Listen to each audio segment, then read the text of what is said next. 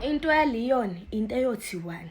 Into eyothiwa nganitshela uLeon ifika ngathi lo mfana mbizeni upain cause ulethi pain kuma teams amaningi la ku PSL. And akekho alikho defend lo stop uLeon sengibonile mina. Defend lo stop uLeon umudawu nakhona uyomstopha ku training kuphela ngoba badlala bobabili. Sundowns le mali yathenga ngayo uLeon ayithathe times 2 iyomthenga kabusha ngoba what a player guys. uLeon samthela uthi askorela amagoli thina and ukwenza lokho I'm sure lapha enikhona seniprefer uRibeiro kunoLeon.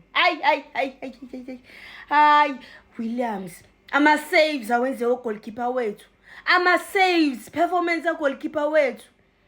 Angisafuna ukukhuluma yabo uAdams kube kuthiwa uqale kahle isizini, qale kahle nesizini ku right nje bengizothi mnikeni imiddle fielder of the season manje because wow angiyiboni imiddle fielder endlula uJaden Adams njengamanje. Umfana uyaperforma each and every game ngo2026 selokho esiqalile. Hayi uyu Adams man, silokho sibabaza ubuhle baAdams, silokho sibabaza ubuhle baAdams. Undamane Tito ubuzama ukwenzani lapha ya, ubuzama ukwenzani? Lalela. What a player, what a defender. Yes. Yo, ngicela nitsheleni umudawu ukuthi akhiphe ipresident ama 2K epaketheni, nitsheleni ukuthi ayikhiphe seku right manje. Izwili bonile, akayikhiphe. Omalume, Sundowns ingomalume bePSL.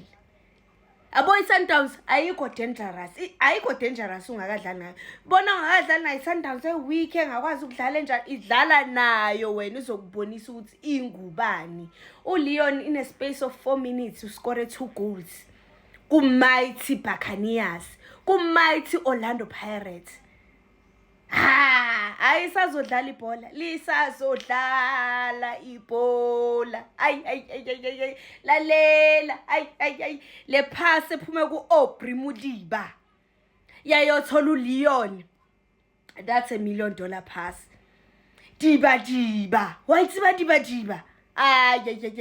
Abona khona enye into engiyiboniwe ebhaliwe ukuthi besingeke isidingo sokuthi uSantos simthathe azodlala la. Besingamsayina khona le ePortugal, ahlale le ePortugal, aphase from le ePortugal because the way ama passes akhe accurate ngakhona ngasuka ipasses yakhe from Portugal iyothola uLeon la. Zikhalile izolo. Zikhali bafana banivumani nduku, ivumani.